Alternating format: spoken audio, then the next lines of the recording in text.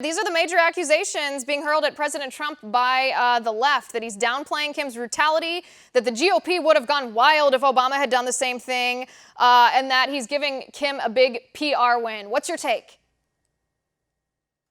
Well, let's first start at how much the president has achieved here, and you could just see it in the summit. And let's talk about two summits by two presidents.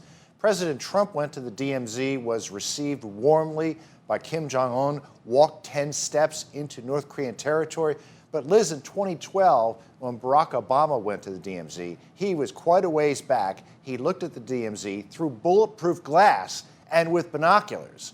You know, the situation in the Korean Peninsula is significantly better because of the president's policy. The chances of an accidental war are much lower. We have a ways to go to get a nuclear agreement. We shouldn't write off North Korea's abysmal human rights record, but the president has accomplished something very real here by stopping the missile launches, by halting the nuclear tests. There's a lot to do, but he's achieved a lot. Right. Well, I think that's a key thing to remember when we're looking at this back and forth between the United States and North Korea, is that 2 years ago, when President Trump took office, there was very real fear that we were about to go to war with North Korea, that our military was positioning to go to war with North Korea. As we know, Kim Jong-un was threatening to send rockets to Guam, to Hawaii, to San Diego. There was real fear that this was going to be something that occurred in the next 2 years. And no, we have not achieved denuclearization with North Korea, but we have achieved, or rather President Trump has achieved, the de-escalation. It is now not a fear in the United States that we're going to go to war with North Korea tomorrow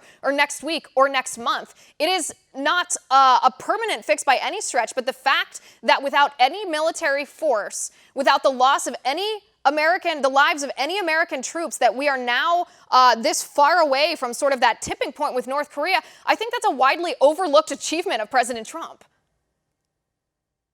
That's exactly right. There were 80 missile tests during the Obama years, 4 nuclear tests, 17 missile tests during Trump's first year, 1 nuclear test that may have been a hydrogen bomb. But the president's tough rhetoric, and by cracking down on sanctions, pressing China to